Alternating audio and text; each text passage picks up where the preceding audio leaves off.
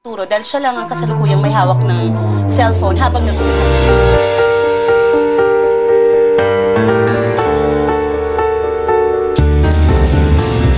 Hindi nga mapigilan ni Carla Estrada na maglabas ng saloobin sa aktres na si Andrea Brillantes. Tila nagpasaring ng maaanghang na banat si Carla para sa aktres, at ito nga ang kanyang pahayag. Kung matinukang babae dapat di ka na mikikisawsaw sa lalaking may karelasyon.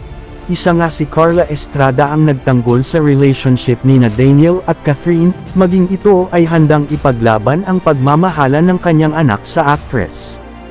At ito nga ang isa sa matapang na ugali at paninindigan ni Carla. Ang pagtatanggol ni Carla Estrada para sa relasyon nila ni Daniel ay isa lamang paraan nito na siya ay suportado sa kanyang anak dahil alam nito ang hirap na pinagdaanan ng dalawa upang masiguro na sila na ang magkakatuluyan sa huli.